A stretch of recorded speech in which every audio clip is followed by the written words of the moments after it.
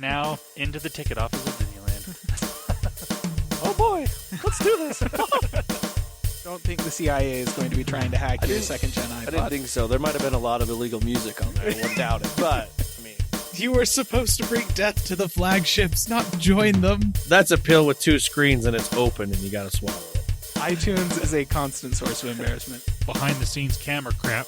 I am ashamed to live in this world. I am Manila. I can't do it anymore without laughing. I was going to do the whole thing.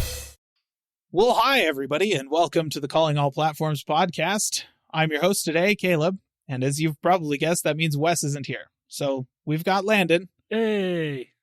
And this is the crew today. Because, we have not yet managed to train a neural network that is capable of replacing Wes. We're working on it, but not quite complete. So, yeah, I mean, we should probably use something other than whatever Microsoft is putting out. We're trying to just reskin Cortana to be Wes, but it turns out Cortana not super helpful. So, And I mean, we would try to use Google or something, but they don't like talking about Microsoft things for some weird reason. That's true. We've tried using Siri, but also not helpful. Yeah. And Alexa just keeps trying to sell us stuff. So I don't know. She's nuts. All right. Well, listener, we are here to catch you up on all of the tech news that has happened over the past couple of weeks, by which we mean mostly over the past week, because really not much happened 2 weeks ago. That's why we didn't record an episode last week. So yeah, not much happened this week, to be fair, either. That's true. There was in industry kind of a big event called Computex for, the folks, for all of the tech companies wanted to get together and show off the really amorphous kind of strange technology demos that they have currently. It's stuff they're working on that might turn into a product that you, the consumer, can buy in 2, 3, 4, 5 years kind of thing, but nothing really super immediate. For instance, I believe it was Asus announced a 500 hertz monitor that has the worst stats other than refresh rate that you could possibly imagine. It's using a TM panel, which means that if you are not sitting directly in front of it, you can't see it. It's got the worst color accuracy that you can possibly have and still have a color monitor. It's really dim. I think the peak brightness was 200 or 300 nits, so it's not even a bright monitor. It's 1080p, nothing super fancy there. And yeah, it's just 500 hertz. That's all it is. But that's because it's not actually a product. They're yeah, we're working on this. It'll be ready in 2024 or something like that. So it's not a product yet. It's not ready. And that's pretty much everything at Computex for the most part. So that did happen this week, but not a ton of great consumer news for you, listener. I've realized something while you've been talking. So Computex is like CES to the tech engineer nerds. Yeah. Because CES to people like us is a tech nerd show. Yeah. Most people don't care about it, even if they're somewhat into tech. But it's us that are into tech, we kind of care about it. Computex is that, but for the ultra tech, like I said, the engineer tech nerds that really care about the nuts and bolts behind the technology. Right. And even then, it's the extreme nerdy ones of those.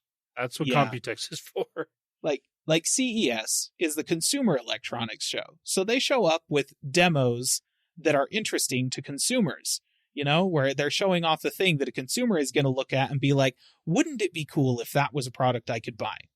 Whereas Computex, they show up with the technologies that go into the demos at CES and show that off so that it's basically all of the other companies that are looking at it and going, wouldn't it be cool if that was a product I could buy? I can pretty much guarantee that Samsung Display and LG Display and all of those people looked at this 500 hertz monitor and went, ooh, I can't wait to incorporate that technology into my monitors that I sell to consumers. Yeah. So it's yet another step removed from what consumers are actually purchasing. So it's interesting to kind of look at, but aside from a few things, like for instance, in a couple of years, you might be able to buy an actual monitor not like the one they showed off, but like an actually good monitor that has a 500 hertz refresh rate. That matters to you if you're a professional esports player. So, okay. Are you, listener? Are you a professional esports player? Are you in the Overwatch League? If so, send us an email at podcast@callingallplatforms.com. I would love to talk. Anywho, especially if you're on the Gladiators, I have words. Anyhow, I'm not going to get into that. It's not been a super great couple of weeks for the Gladiators. So, there was one thing that came out of Computex that does directly affect consumers over the next year, and that I want to talk about because it's actually kind of exciting.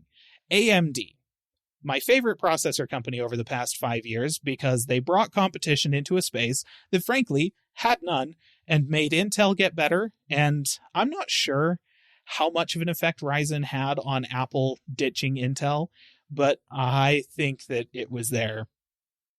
It definitely didn't help the situation. No, yeah. Like Apple, I think, was unhappy with Intel before AMD started being good. But I'm pretty sure once AMD started being good, Apple was like, oh my gosh, this is getting ridiculous. And then after a couple of years of Intel not doing anything, they're like, screw it, we're gone. So yeah, basically AMD rocks. And they continue to rock. So they talked about their upcoming Ryzen 7000 series processors and their AM5 platform that is going to be underpinning that new processor generation. So these are the Zen 4, chips that use the next version of the Zen core, and it's gonna be kind of like, it's not an incremental improvement this year like it was last year. It is going to be kind of a big deal. So here's what we're expecting from AM5, according to what AMD has said. So this is just the platform itself, right? This is the physical socket that the processor slots into and the motherboards associated with it. Now, based on the motherboard you buy and the processor that you buy, you may not get all of these things, but this is the maximum possibility of their top-end CPUs with the high-end motherboards for the AM5 socket.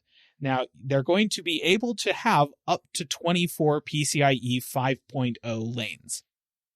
What's interesting, two things that are interesting about this. I'm pretty sure that the highest-end Intel chips currently do support PCIe 5, but only, I think, like 16 lanes of it or something like that. Or maybe like 20, I can't remember, but it's more lanes than Intel has, and they're all 5.0. From what I understand, Intel has like, you can do like 16 lanes of 5.0, like 16 lanes of 5.0 and then 4 lanes of 4.0. Or maybe it's like 10 lanes of 5 or 12 lanes of, I don't know. It's divided up between PCIe 5 and PCIe 4. The other thing that's interesting is PCIe 4 was introduced and it was the new hotness like 2 years ago. And we're already on PCIe 5, which is interesting if you were paying attention to PCIe 3, which sat around for, I don't even know, like 20 years? I don't know. PCIe 3.0 was the standard for a really long time with no improvements made. So again, I think we might very well have Ryzen to thank for that, by pushing the entire industry to be like, ooh, we can make things faster and better now.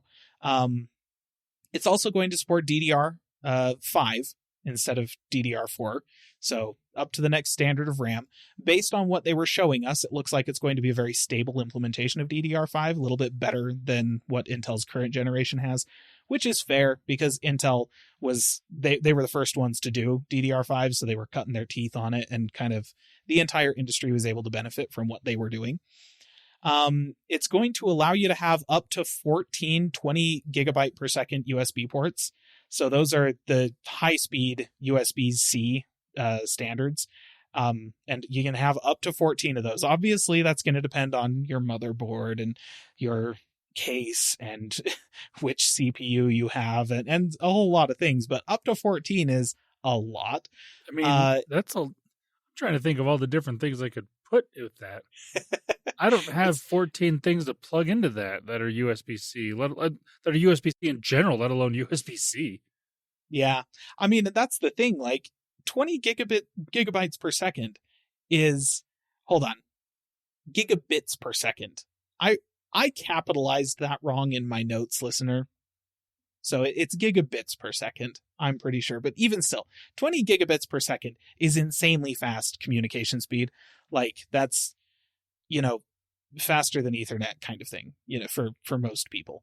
And so it's, really, really fast. Most of the time you use that to plug in a dock, that has like a bunch of other USB ports on it that are all 10 gigabit per second ports or something like that. So being able to support up to 14 of those things means that you can saturate this thing with a hilarious amount of I/O. And I don't know how motherboard manufacturers would choose to implement that, but I'd imagine some of those would probably be like internal that you could use to communicate with like RGB and stuff inside of your case. Like, it's just, I don't know what you would do with 14 ports like that. Yeah. So, okay, cool. Thanks, AMD. They'll also be able to support up to, so probably not all of this, but they could theoretically do 4 HDMI 2.1 or DisplayPort 2 ports. So that's the latest HDMI and DisplayPort port standards. And they'd be able to have up to 4 of those off of a single CPU, which gets more interesting when we talk a little bit about Ryzen 7000, but also the AM5 platform is going to natively support Wi-Fi 6E and Bluetooth 5.1. So the latest standards that are all the best. 6E is interesting because in addition to all of the bandwidth improvements and stuff like that came with Wi-Fi 6, it actually introduces new spectrum. So, listener, you may remember several years ago when we made all kind of overnight or mysteriously over a period of time, I suppose, made the switch from 2.4 to 5 gigahertz, right? Like when you started noticing that when you're setting up your router, there was a 2.4 and there was a 5, and it says that at the end of your name of your network and stuff like that. Yeah, so these Wi-Fi 6E routers will have a 6 as well. They'll have a 6 gigahertz range. So that's kind of cool. It's nice that they'll be supporting that natively right out of the box. So that's AM5. Lots of options for expandability and very interesting things there. So that's cool. Now let's talk about the Ryzen 7000 chips that AMD expects to be putting into these sockets. The first and most interesting thing, I think, in terms of their direct competition with Intel, is that they are suggesting that their top-end chips will have boost clocks of up to 5.5 gigahertz on a 16-core CPU with no E-core equivalents in it. They're not doing a big little design the way that Intel has done, which allows Intel to have like more than half of the cores on the CPU are really super energy efficient and are not running very hot, so that they can have the few higher powered cores, the P cores that they have on their chips. Those will boost up to 5.5 gigahertz. And what AMD is suggesting is, nah, screw that. All of our cores are so efficient that we can boost some of them up to 5.5 gigahertz, regardless of what the rest of them are doing. So that's pretty impressive, especially since the only Intel CPU that gets up to that right now is their absolute top-of-the-line, highly binned 12900KS. So AMD is firing back against that pretty hard, and their per core performance with Ryzen so far has been absolutely astonishing in comparison to Intel. They do way more with way less clock speed than Intel does, which means that just adding more clock speed should theoretically make it quite a bit faster. And this is like a 15 to 20% improvement in clock speed over their previous generation. So nothing else changing. If the cores themselves don't improve, and it's just clock speed improvements, you should be able to expect up to a 15 to 20% improvement over the previous generation in single-threaded tasks. So that's crazy. They've also increased their per-core L2 cache up to 1 megabyte, which is double the Ryzen 5000 series, which, again, that's going to contribute to what AMD is claiming, a 15% per core improvement over previous generation. The max TDP of the CPU is now 170 watts, which is a little bit higher than previous generation, but still significantly lower than Intel's. It's worth noting that after this event, AMD clarified that that's related to power, As relates to cooling, it's actually going to be more like 230 watts, which is more similar to Intel. So, it will be sucking down quite a bit of power in order to get boosted up to 5.5 gigahertz, but who cares? Just, get a good cooler and you're fine. They're also suggesting that it's going to be built on a new version of TSMC's 5 nanometer node, so they're not changing nodes for the manufacturing of it this year. They did talk a little bit about their new I/O die, which is the piece of silicon that sits right next to the actual processor on the CPU substrate that handles communication with the rest of the system. That's being built on a new 6 nanometer node from TSMC and includes RDNA2 graphics cores. So that means that every single AMD Ryzen processor for the Ryzen 7000 series is going to have built-in graphics.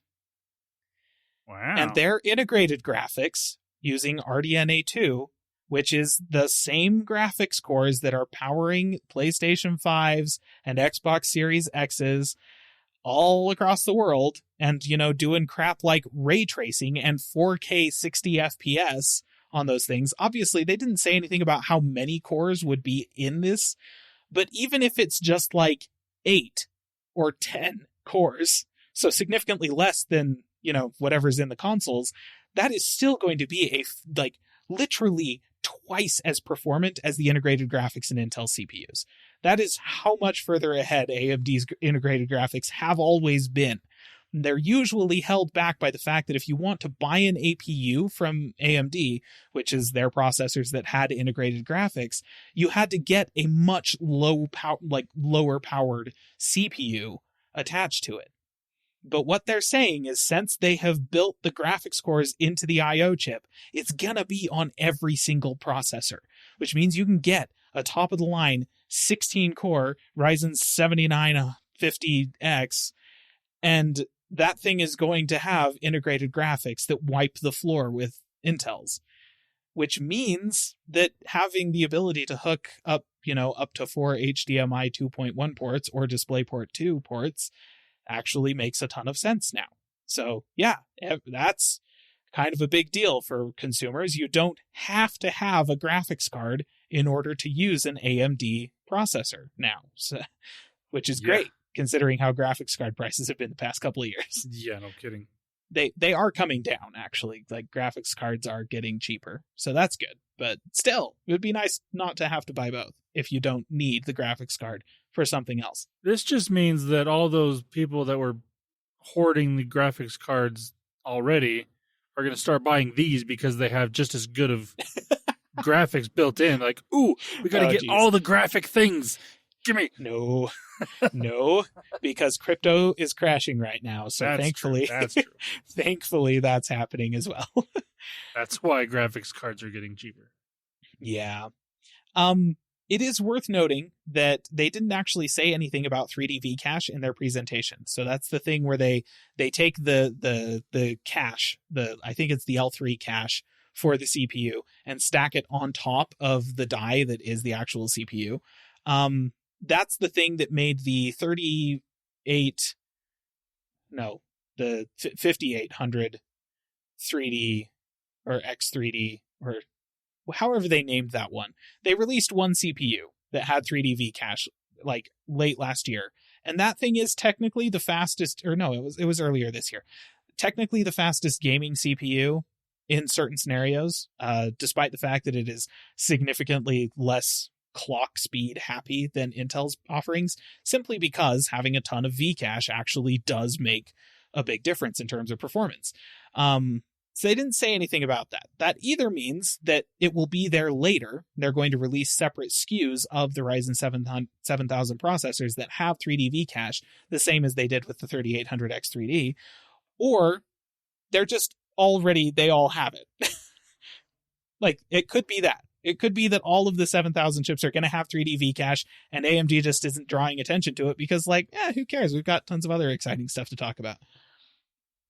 So, in either case, I guess what we're expecting out of Ryzen 7000 is a 15 to 20% improvement over their last generation, and considering their last generation trades blows pretty handily with Intel's 12th gen processors, Intel had better have a pretty big ace up their sleeve for next year, because AMD this is not like a generational improvement. You know, like generational improvements tend to be 5 to 10%. That's what we expect. And before AMD started releasing Ryzen chips, that's not even what we were getting out of Intel. We were getting a 2 to 3% year-over-year improvement on Intel's processors, which was a nightmare to live through. Let me tell you, listener, you probably lived through it also, but you know, we can all be sad together. But you know, then Ryzen came out and suddenly we were back to like, whoa, 5 to 10%. That's a great, but that was a generational improvement. That's what we were expecting with Ryzen 7000 over Ryzen 5000 was 5 to 10%. And now here's AMD, 15 to 20. Oh, okay. Neat. So that's cool. Along with that, they talked about their new chipsets that are going to be driving the motherboards for these things. They only talked about 3, which incidentally did not include any of their A-series chipsets. So they have the B650, the X670, so far so good, very consistent with their previous naming scheme. Now they've added the X670 Extreme. Cool. Isn't that what the X is supposed to be for anyways? Right. I can guarantee at least one motherboard manufacturer is going to brand this thing as an X670X. And I'm just like, great. What is this, the early 2000s? So yeah, that's good times. What's really interesting is about these 3 chipsets that they've announced, the only difference between them appears to be how much PCIe 5.0 you get and where you get it. So on the top end, the X670 Extreme thing, you're going to get PCIe 5.0 everywhere. Every PCIe lane on the motherboard will be PCIe 5.0, full bandwidth. Okay. On the X670 boards, you're only going to get PCIe 5.0 between your graphics slot, so the top PCIe slot, and the one M.2 slot on the board. But those PCIe 5.0 lanes will be going directly into the CPU. So you'll have 16 lanes to the CPU for the graphics card, 4 lanes for the M.2 slot, and then 4 lanes that will be going down to the chipset, which will be used to deliver PCIe 4.0 speeds to the rest of the stuff on the board. So honestly, that's probably where most people would want to land. A lot, like the vast majority of people really don't use high-speed PCIe outside of their graphics and a single SSD. So that seems like a really good compromise. And then for the people that are just absolutely baller, that are crazy, they can, just get the Extreme and you get PCIe 5.0 everywhere. And then B650 will give you PCIe 4.0 everywhere except one M.2 slot that gets PCIe 5.0 directly from the CPU. And that's probably good enough for everybody else. Like if you have an absolute top of the line graphics card, you probably still won't saturate a PCIe 4.0 slot on your board. So that's fine. If you really care, like if you're, I don't know, doing like scientific computing on your GPU or something like that, or machine learning stuff, then it might matter that you have PCIe 5.0 so you can get the X670 board.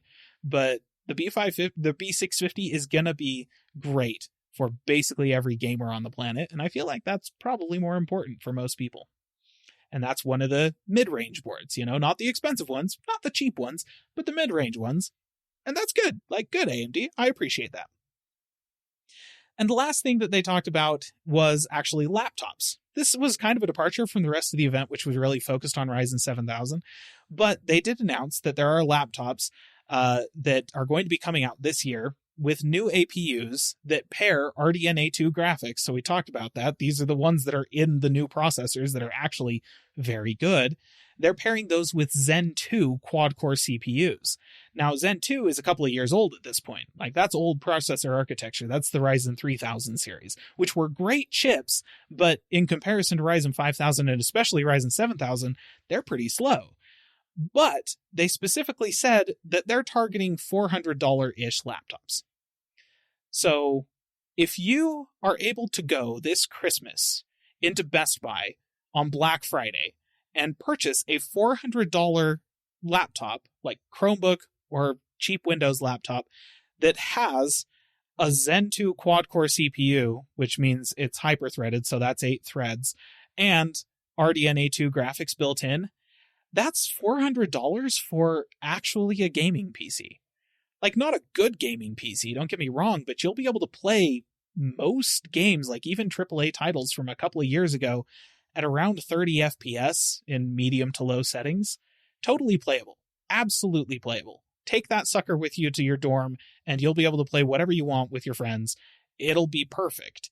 And it's $400. Like, we're actually going to be able to recommend $400 laptops to people. And you know how Wes has been talking about how, or actually, no, I guess it's Landon that's been talking about how we're getting Steam on Chromebooks. Yeah.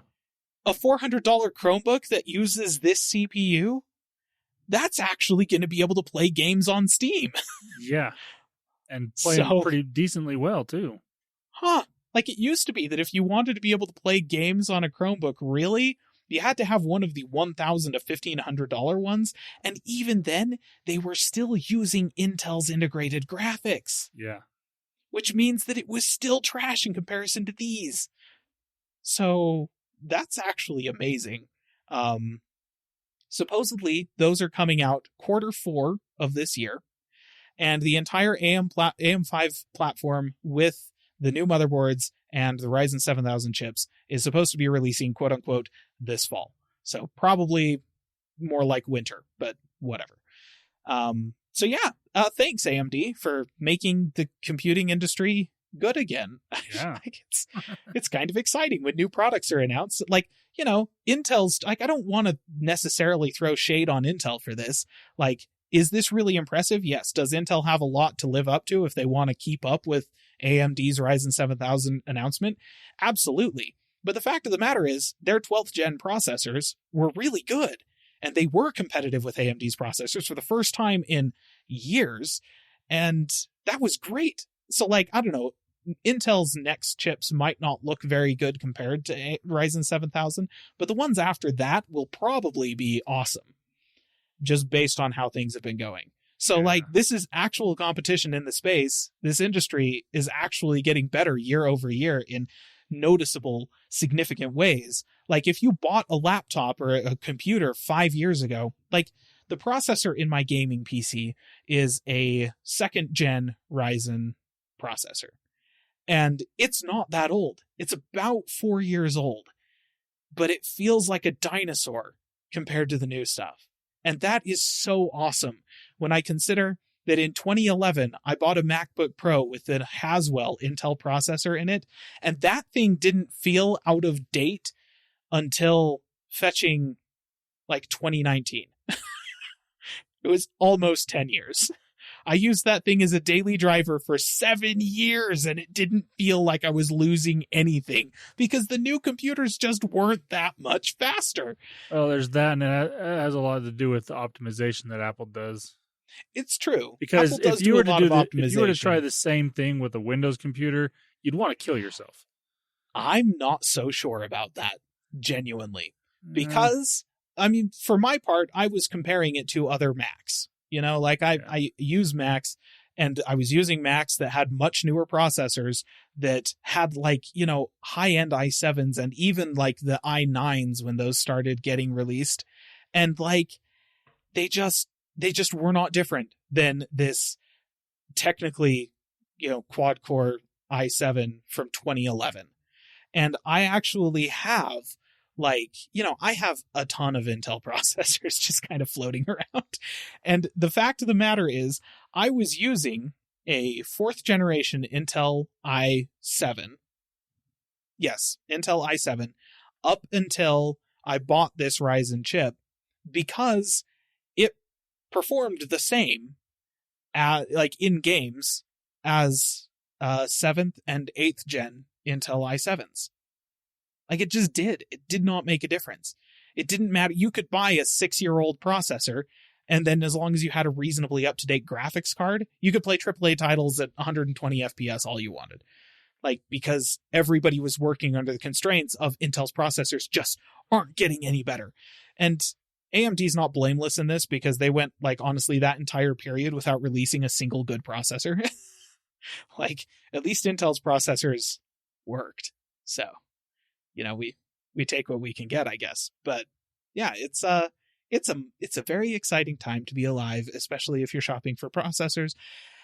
Unless you really want the computer you buy now to still feel like a new computer in 2 years, because it won't. Not at the rate this is going. So, yeah.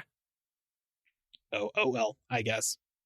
But yeah, that's the big news out of Computex was AMD, and these are products we're going to be able to buy toward the end of this year.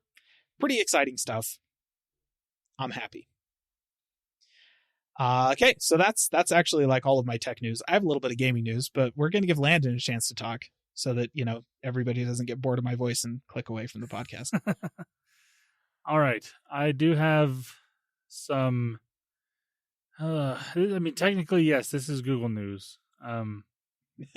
So, listener, I know I've mentioned this in the podcast at least a couple times, probably not very much, but I usually don't recommend buying first-party cases for phones, mostly because they're usually more expensive and for the same thing that you can get from a different company. Like, yep. I mean, Apple cases, they're all really expensive. They are really good for the most part, but they're all ridiculously expensive for what you're getting. Yeah. Yep. As a longtime Apple customer, yes. Yes. And same with Google cases. They've been historically pretty good, but also pretty expensive. Now, that has apparently changed, unfortunately, with the Pixel 6 and 6 Pro cases. So the past few years, I want to say the Pixel 4 and 5 for sure, maybe the 3, they had these cases that were they had like a fabric type cover on them, and they got, like, a lot of people really liked them. They obviously the cases wore differently just because it's fabric. It's not like a plastic type material. It's kind of like what Microsoft put on their keyboards for a little while for their Surface. Yeah, like the Alcantara soft touch stuff. Yeah, okay. Looks really good, feels really good, doesn't wear the best, but it's decent quality still. This year for the 6 and 6 Pro, they came out with these cases that were just a plastic type material. You could get like different colors, but they were still somewhat of a transparent or clear, like even just plain clear cases. And they were a little cheaper. They were $30. They weren't like $50 or whatever, like what Apple or Google has done in the past. Yeah. But apparently now, 6 months after the fact, these cases are proving to not be very good at all. Not even worth the $30 that people are paying for them. Oh. Like, they're starting to get majorly discolored, for one. So that's a bad sign right off the bat. And apparently, either it's letting more dust in than you'd want in the back of the case, so it's scratching the glass on the back while it's in the case, or it's just bad material on the inside. One of the two. I'm assuming it's just letting dust in more than what it should. Yeah. Which, I mean, it's going to happen with almost any case you get, but this is apparently noticeable enough that, it's a problem. Yeah. And, like, cutouts around the ports are starting to, like, misshape and different things. Like, it's just not good. Oh, geez. So, I mean, at this point, listener, if you have a Pixel 6 and you already bought one of these, I'm sorry. But if you are thinking of getting a Pixel 6 or have one and thinking of getting one of these cases, don't get this case. Get I've never bought a first-party case for any of my devices. I've always bought third-party because generally, like I said, they tend to be better and cheaper, especially better for the price. Right. Like, if you spend $50 on a third-party case, you're getting like an OtterBox Defender case that you can throw against a brick wall and your phone will be fine.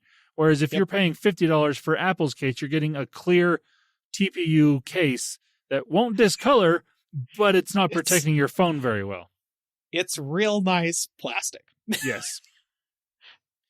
So, I mean, that's been our advice forever, is generally don't buy third or first party cases because they're just overpriced. But the Pixel 6 ones are proving to just not be good at all. It's overpriced and crap. So overpriced crap. Great. Oh man, because like what you're describing, I'm a big fan of clear cases. I've been buying clear phone cases for most of my phones for as long as I've had phones. It's been a long time. And, I tend to, these days I run caseless. I run naked with my phone. And just because I like the industrial design and the way it feels. But I have a lot of experience with cheap cases. Like literally, the case for my iPhone XR, pretty sure that thing cost $5. Like it was a $5 clear case from China. And did the plastic discolor? Yeah, it started to turn yellow after 2 years. It was absolutely noticeable. Did it fall apart? No, like it was fine. Like it stayed in one piece. It didn't deform. It didn't do weird stuff. Did stuff get caught underneath the edges and stuff like that? Yeah, I pulled it off periodically and wiped it down with a microfiber cloth, but nothing got scratched. There were no issues like that. So like, this is the kind of thing that I would expect out of literally a $1 case. Yeah. Like, as the person who normally spends between $5 and $10 on his case, what Landon is describing for these $30 cases, I would expect out of the literal cheapest $1 case you can get from China. That's pretty bad, Google. Yeah, not good at all. I mean, especially since the person who sold me that $1 case, they had put a markup on that in order to make some profit, Like, not a lot of profit, probably like 20 cents or something like that. But that means that Google is putting nearly a $29 markup on this case. Like, the profit margins must be amazing. Yeah. Yeah, not good. Wow. That's great. Yeah. That's good. Good. It's not good news, but it's entertaining news. I'm yes, entertained. That is true. Now, on the better side of things, so another thing, listener, that you may have known about me, if you've listened for a while to our show, you'll know that I'm a fan of Star Wars. And this past weekend, as of recording, the new Obi-Wan Kenobi series has started streaming on Disney+. And I have watched the first 2 episodes. I'm loving it so far. It's fantastic. Now, I have to point something out because we've mentioned this about Star Trek and the devices that they use on Star Trek. Now, I only noticed this because of this, and when I saw it happen, I'm like, I looked close enough, and I'm like, hey, what is that? So, at some point I can't remember which episode it was, but in one of them, someone is holding a tablet-like device, and I see that, and I'm like, ooh, I have to pay attention to see what this is. In the first moment I saw it, I could only see the side profile of it, so there's no easy telling of what this is going to be. And then, conveniently, they hand it over to somebody, and you see the full front of the device. And you know what? It looked like a Star Wars tablet. It didn't look like anything you would see in modern times. It looked like something you'd see on Star Wars, and it made me very happy. Hey, Paramount. I've got a number you should call. It's Disney's. No, get in touch with them. Don't steal Jon Favreau. Do not take him away from us, please. No, look. Jon Favreau.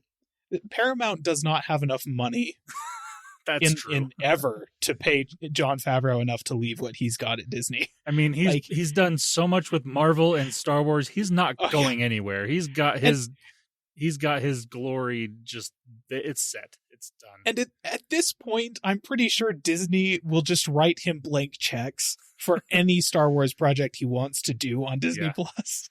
Yeah. Like, that man can cash in forever.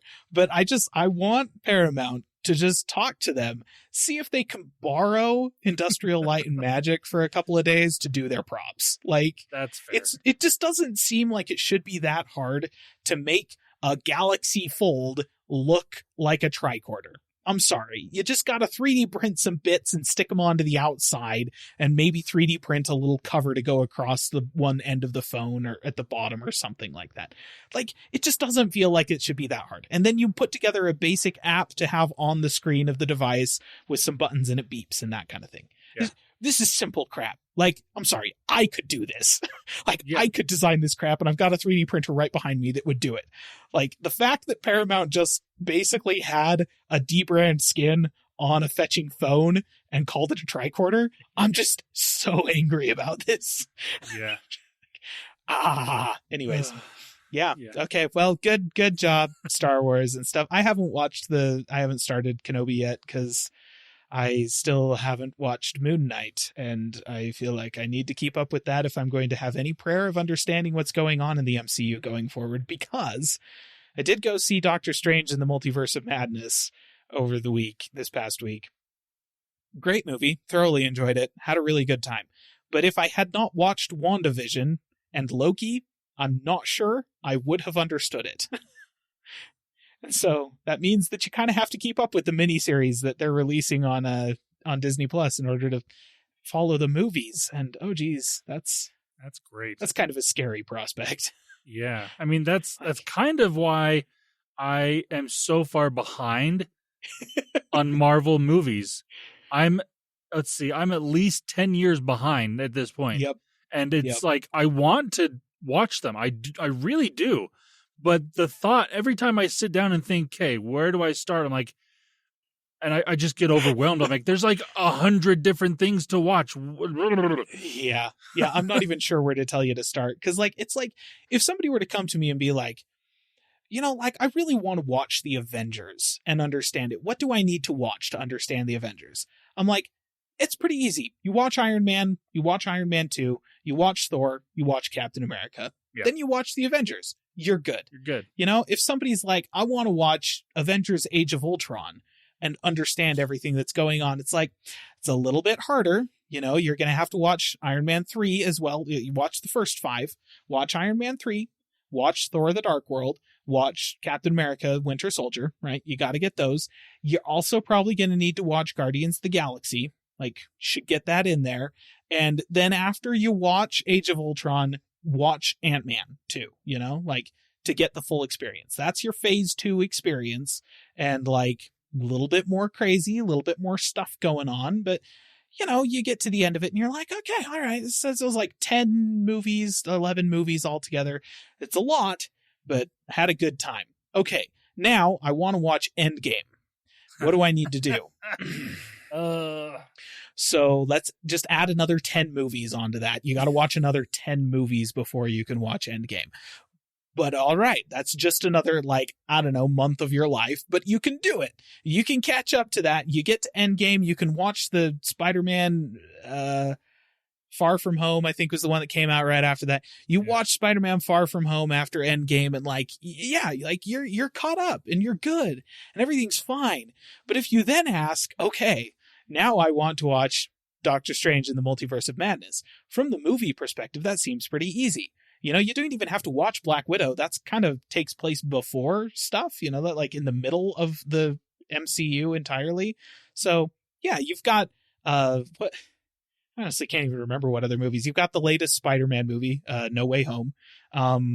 Shang-Chi. You don't need to watch Shang-Chi, but I'd recommend you watch it. You could skip the Eternals. You don't need to watch the Eternals. You don't need to watch Black Widow. So really, it's just like, to watch Doctor Strange, we're just talking about going from Endgame to watching the Spider-Man movie and then watch Doctor Strange. That seems pretty straightforward, right? No big deal? No big deal. Except there's also about 20-something hours of TV shows that you need to watch.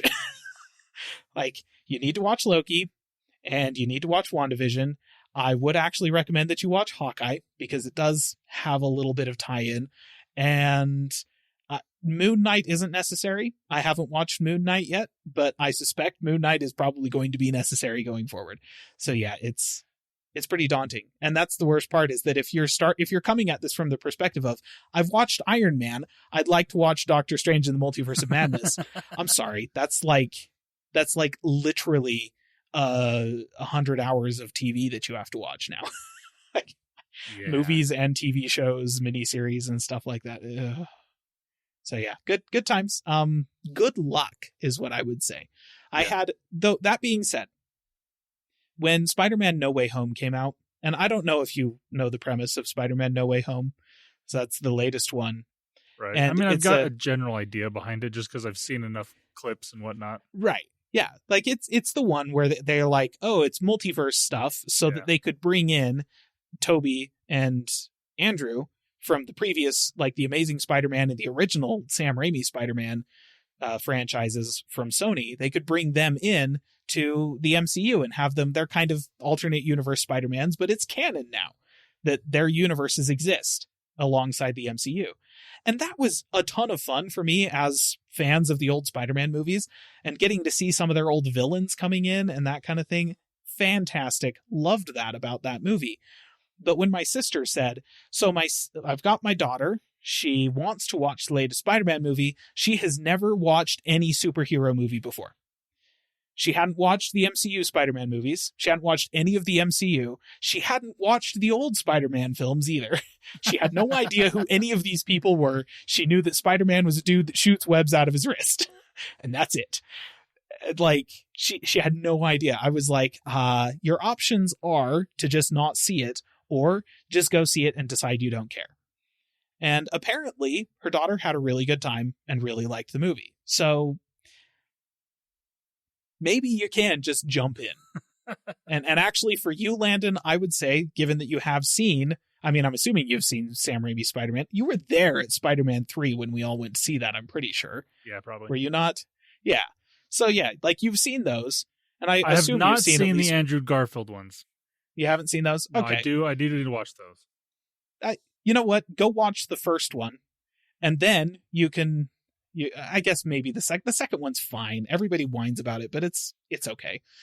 But yeah, like you know what those are. If you were to go watch No Way Home, you honestly would probably have a blast, just because you would know about Tobey's Spider-Man, and that's. Yeah, I feel like that's probably good enough. So maybe that's where you need to start with the MCU. Start with Spider-Man No Way Home, then you can watch Doctor Strange and just pretend that the rest of it doesn't exist. Yep. See, listener, back to Star Wars a little bit. If you've watched the original trilogy, well, if you've watched the prequels and you don't even have to watch the originals, but if you've watched the prequels at least, Obi-Wan is perfect for you. You can watch it. Yeah. Because... you don't even really, honestly, you could probably get away with not, because they give like a 5-minute like preview of what happened in those first 3 movies. Yeah. Yeah. I mean, I would recommend it, obviously, but you don't have to watch all the TV shows and all that stuff. I mean, I have, right. I know all the backstories of all this stuff, but you don't need to. And it's fantastic. Well, and that's what I really liked about, the Mandalorian. Yeah. Like, going into the Mandalorian, like, if you've watched the original trilogy, then that obviously helps with watching the Mandalorian. But the first season of the Mandalorian is just like, it's a sci-fi spaghetti western. And if you know nothing about Star Wars, it's still super entertaining and fun. And the second season of it, they obviously threw in a lot more references and callbacks to original trilogy and to, like, even the Clone Wars and stuff like that. And I have not watched the Clone Wars. I know who Ahsoka Tano is. Like, I've seen pictures and that kind of thing, but I don't know, like, her deal. But when she shows up in the second season, they just do such a great job of introducing her that I'm like, yeah, she's a badass. That's really all you need to know. Pretty much. I mean, it's. But once I saw that, I had to bring it to the podcast, because they're using that's fair. Technology known to Star Wars. Yep. So that's how you do it right. Turns out, can be done. Yep, it can. So, listener, if you haven't noticed this by now, like we said, there's not a lot to talk about in the tech sphere. That's true. This has happened a couple times before, where we go off on Star Wars or Marvel tangents because there's not a lot to talk about in the tech world. Yep, that's true. In fact, we're basically at the end of the episode, listener. Like, look at your time, look at the time left. It's just about here, which I'm assuming because, Haven't actually finished recording yet. But if we jump into gaming, there's not much left. So, past week, a couple of weeks actually, there is news. EA is looking for buyers. Yeah. It's kind of a big deal. They're basically the last independent large publisher that hasn't been bought out by a major tech company at this point, I feel like. It's kind of them and Square Enix, and like Bethesda's been bought, and Microsoft is trying to buy Activision Blizzard, and so on and so forth. But so yeah, EA is shopping themselves around. They're trying to find some buyers. Apparently they've reached out to Amazon, Comcast, Disney, and Apple to buy.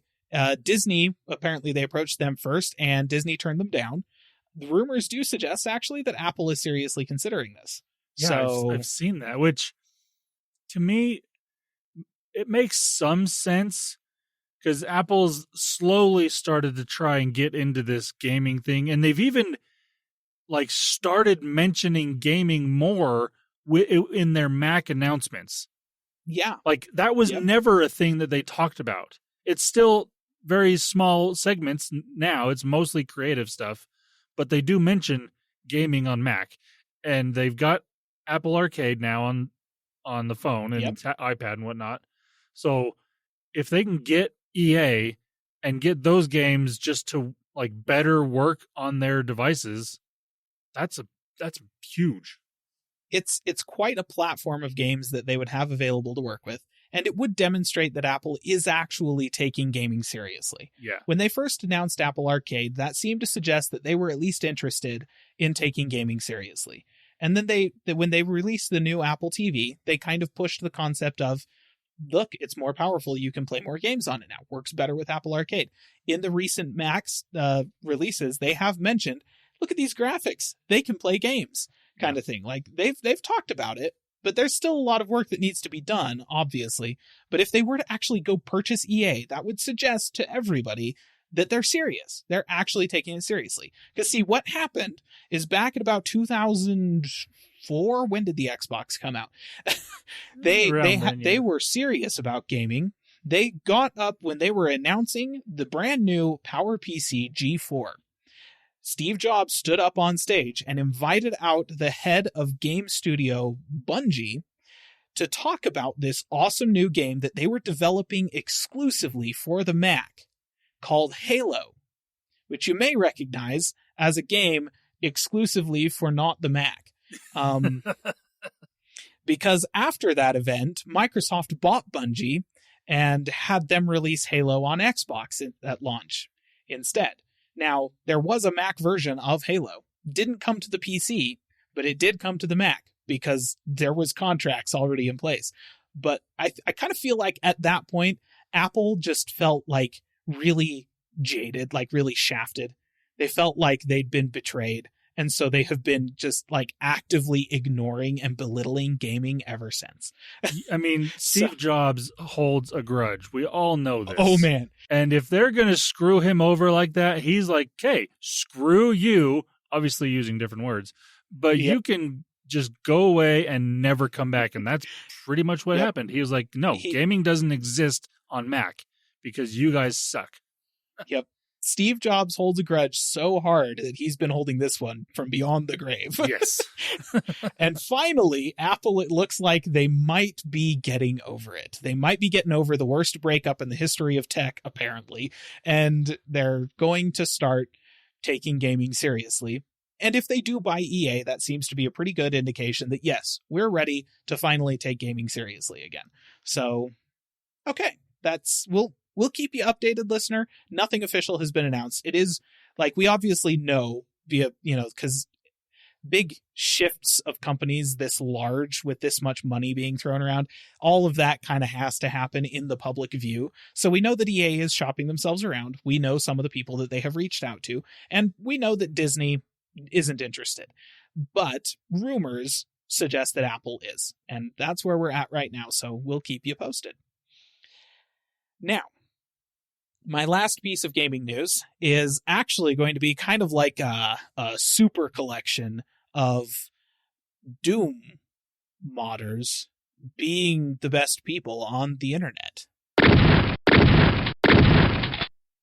because it's been a while since we've talked about this, and I missed a few. So let's start with the Doom mod that recreates Halo Combat Evolved.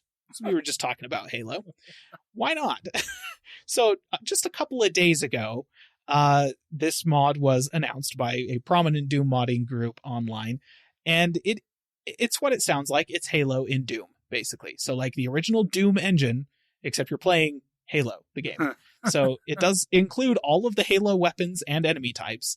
Obviously, it's not like a shot-for-shot recreation of the entire game, because I don't know if you've ever tried to look at the outdoor environments for Doom. They're not super expansive in the way that you would expect for a Halo game. Yeah, no. Which takes place on a Halo, which is kind of huge. But, you know, they have recreated some of the more iconic levels and situations and stuff like that.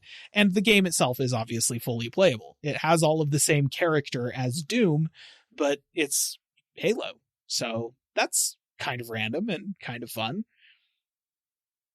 Now, this one is, so imagine instead of taking a massively influential first-person shooter that came after Doom and basically backporting it into Doom's engine, suppose you took the massively influential first-person shooter that was Doom and forward-ported that into the engine of another massively influential first-person shooter. That's how we ended up with a demo. It's not currently fully released, but there is a demo for an in-progress source mod that mixes Doom and Half-Life 2. Now, Half-Life 2 is... it's kind of like, if you think about modern shooters, Half-Life 2, well, I guess the original Half-Life maybe more so, but that's basically where the concept of modern first-person shooters started. Doom obviously was like, this is first-person shooters. But Half-Life was all like, look, you can have NPCs, you can have conversations with them, you can have objectives that change from one level to the next, and so on and so forth. Basically, all of the little nuggets and quality of life things that we think about with modern FPSs kind of started with Half-Life, and more in particular with Half-Life 2. So, yeah, you can now play as Doom Guy in the Source engine with Doom weapons, but instead of fighting demons, you're fighting Combine, because it's Half-Life 2 in Source. So, yeah, that's an in-progress mod, but you can pick up the demo and play a little bit of it if you'd like to. So that came out about 2 weeks ago. 8 weeks ago, and this one I actually feel pretty stupid about missing, there was a mod for Doom that brings ray tracing, the most sophisticated piece of graphics technology, backward into the Doom 1 engine, which is the oldest still currently developed for first-person shooter engine on the planet. Wow. In fact, I feel pretty comfortable saying it's the oldest still currently developed for game engine on the planet. Not Probably. Just shooters, Yeah. Everything.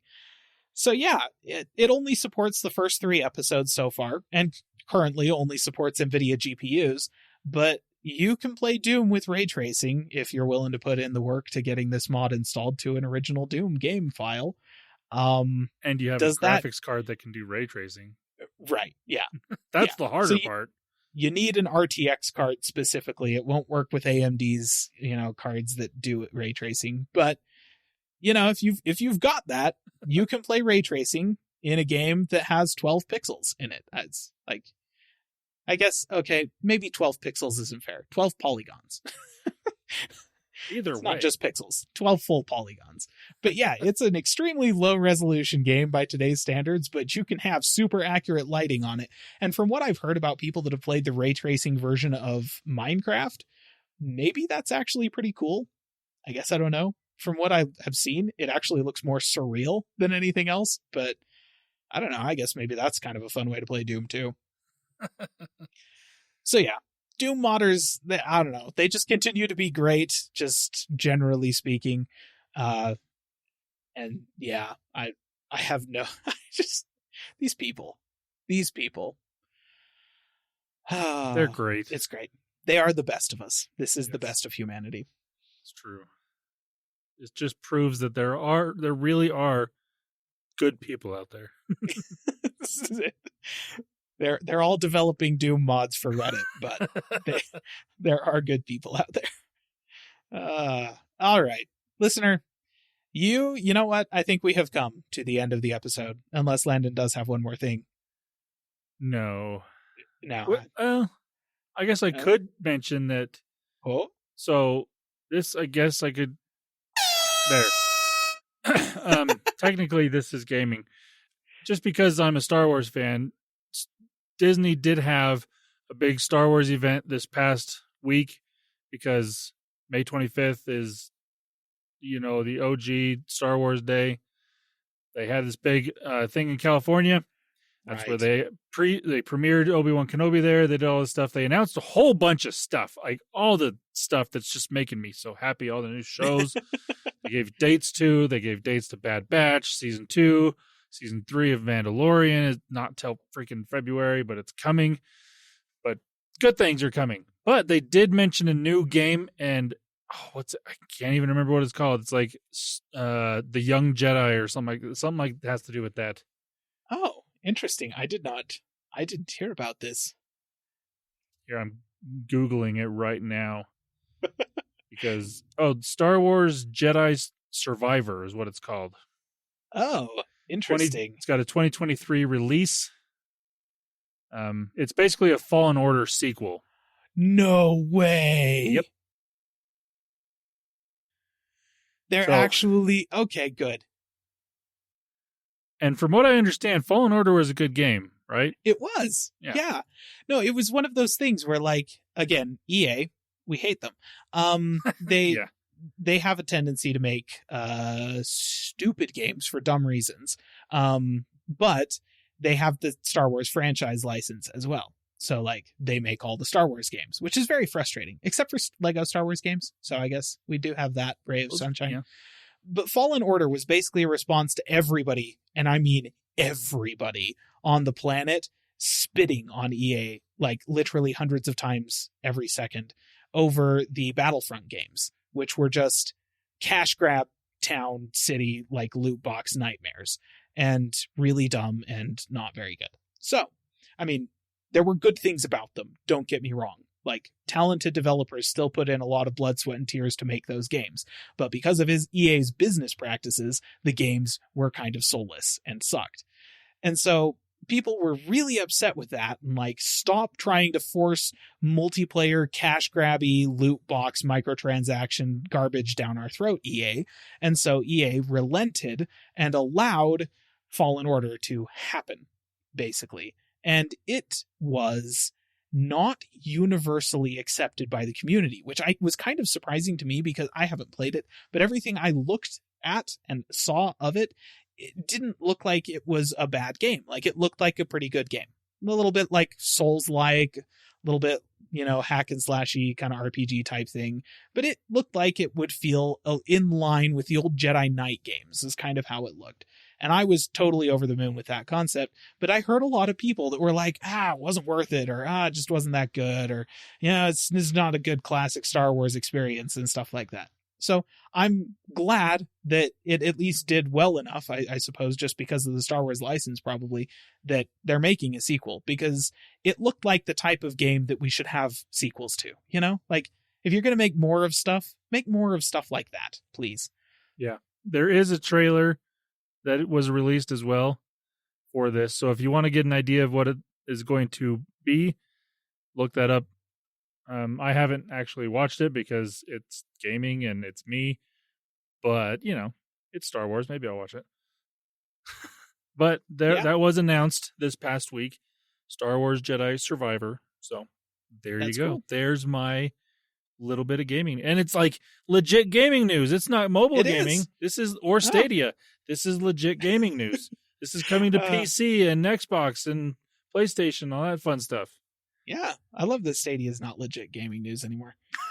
I mean, it's unfortunate, but it's true. Yep. Good times. All right.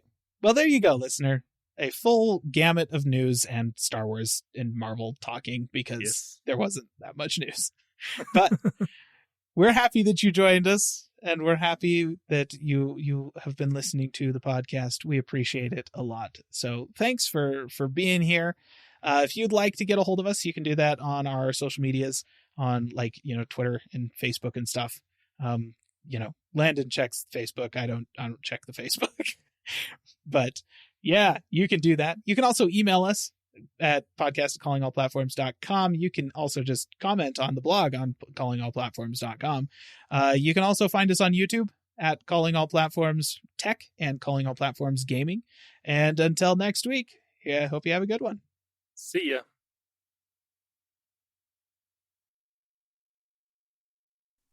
Calling All Platforms is a production of Supporter Sound Studios. To learn more about how you can support the podcast, go to www.patreon.com/callingallplatforms.